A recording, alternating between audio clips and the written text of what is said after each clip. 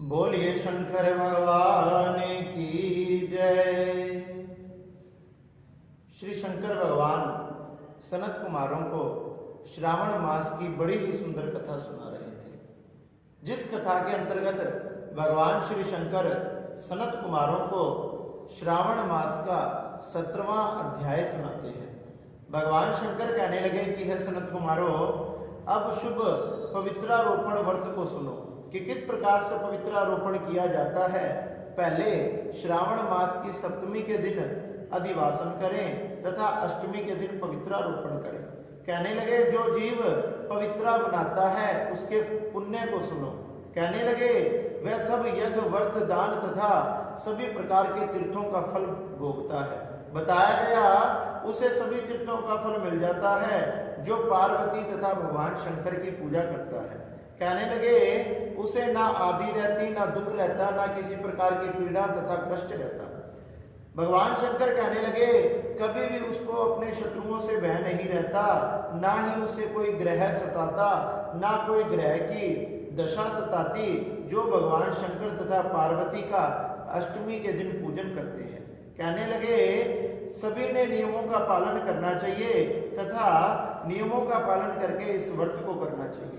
श्रावण महीने के शुक्ल पक्ष की सप्तमी के दिन अधिवासन करें। देवी की प्रतिमा उत्तम युक्त द्वारा गंध पुष्पों आदि द्वारा पूजन करें तथा पूजन की सामग्री लेकर नवेद आदि पुष्प आदि फल आदि माता को समर्पित कर देवे तथा फिर पवित्रा निर्माण करके पंचगव्य के द्वारा पूजन करें तथा भगवान के समीप बैठकर हवन करें। बताया गया सुंदर रमणीय रेशमी कपड़ों से माँ के सामने बिछाकर उसके सामने सुंदर पुष्प तथा पवित्रा रखें। बताया गया 100 बार देवी के मंत्रों का जाप करें, माँ के नामों का जाप करें तथा पवित्रा को देवी के सामने स्थापित करें। कहने लगे देवी के लिए सुंदर मंडप बनाकर रात को जागरण करना चाहिए। अगले दिन प्रातःकाल स्नान करने के बाद स्त्रियों तथा ब्राह्मणों को भोजन कराना चाहिए। हे सनत कुमारों, यथाशक्ति नियमों का पालन करें। राजा स्त्री का त्याग करे, जुआ शिकार मांस आदि का त्याग करना चाहिए। बताया गया द्विज तथा आचार्य को स्वाध्याय का, वेश्य को खेती का, व्यापारी को अपने व्यापार का, माँ का पूजन जिस दिन करे उस दिन इन कामों को अपने कामों को त्याग देना चाहिए। केवल उस दिन बैठकर माँ का भजन करें। और तो और भगवान शंकर कहने लगे कि मनुष्य भक्ति के द्वारा देवी का पारायण करें तथा हर वर्ष पवित्रारोपण करना चाहिए। कर्क अथवा सिंह राशि के सूर्य होने पर श्रावण मास के शुक्ल पक्ष की अष्टमी के दिन माँ का पूजन करें तथा इससे उसके सभी प्रकार के दोष नष्ट हो जाते हैं। कहने लगे जो नित्य कर्म है उसको करने के बाद माँ का पूजन करें। सनत कुमारों ने कहा कि हे देवादिदेव, आपने जो पवित्रारोपण कहा है उसके निर्माण की विधि क्या है, उसकी सही विधि मैं जानना चाहता हूँ। ईश्वर कहने लगे कि हे सनत कुमारों, सोना तांबा चांदी विशेष रेशमी वस्त्र कुश या कांस से निर्मित ब्राह्मणी रुई से सूत काते तारा उन सूत्रों को त्रिगुण तथा बनाकर 360 संख्या सबसे उत्तम कही गई। सूत के धागे की 360 संख्याओं की बतियां 308 सूत्रों की 270 तथा मध्यम कही गई। 180 सूत्रों को अदम कहा गया। इस प्रकार जो आपके सामर्थ्य उस प्रकार से बनाकर 100 ग्रंथि का उत्तम, 50 ग्रंथि का मध्यम तथा 16 ग्रंथि का पवित्र कनिष्ठ होता है। बताया गया कि 6, 3, 4, 2, 12, 24, 12 तथा 8 ग्रंथि कनिष्ठ पवित्रा है। देवी प्रतिमा की नाभि तक सीमित पवित्र कनिष्ठ तथा इस प्रकार से माँ के सामने समर्पित करनी चाहिए। पवित्र कनिष्ठ जांग तक मध्यम, जानों तक पवित्रा उत्तम होती है। उस पवित्रा की सभी गांठों को केसर से रंगे तथा सर्वभद्रो वेदी बनाकर देवी का पवित्र अर्चन करें।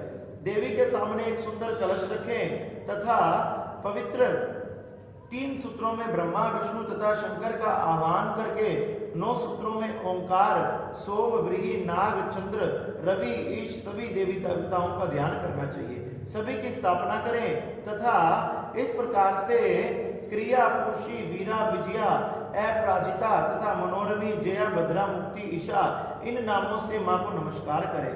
प्रणव को लगाकर ग्रंथि संख्या के अनुसार आवर्ती कर आह्वान तथा चंदन आदि से अर्चन करें। धूप देकर प्रणव द्वारा देवी को अर्पण करें तथा देवी का पवित्रारोपण विधान मैंने तुमसे कहा। देवी को प्रतिपदा तिथियों में पवित्रारोपण करें। देवों को आपस में मैं तुमसे कहता हूँ। धनद श्री गौरी गणेश चंद्रमा गुरु भास्कर चंडिका अंबा वासुकी ऋषि तथा अनंत शिवा ब्रह्म पितर इन देवों को प्रतिपदा तिथि में अर्चन करें। बताया गया कि इस प्रकार से देवी का पवित्रारोपण करें। उनके अंग देवों के 3 तार वाला पवित्रा समर्पण करें। ईश्वर ने कहा श्रावण मास के दोनों पक्ष की 9वीं तिथि को रोज इस प्रकार से करना चाहिए। हे विपिंद्र, 9वीं के दिन यथाविधि कुमारी नामक दुर्गा का अर्चन करें। माँ दुर्गा का पूजन करें। दूध शहद से मिला हुआ भोजन करें। यूं दोनों पक्ष की 9वीं को उपवास करके कुमारी नाम से चंडिका माँ का पूजन करें तथा चांदी की प्रतिमा बनाकर उसमें भक्ति द्वारा दुर्गा पापनाशकी का कनेर के फूल गंध पुष्प चंदन आदि से धूप से लड्डुओं से पूजन करें। कुमारी को भोजन करवाकर भक्ति से ब्राह्मणों तथा ब्राह्मणियों को भोजन करवाकर फिर मौन व्रत धारण करें तथा इसमें उत्तम भक्ति द्वारा माँ दुर्गा का पूजन करें। जहाँ गुरु निवास हो उस लोक में जाकर व्यक्ति निवास करता है।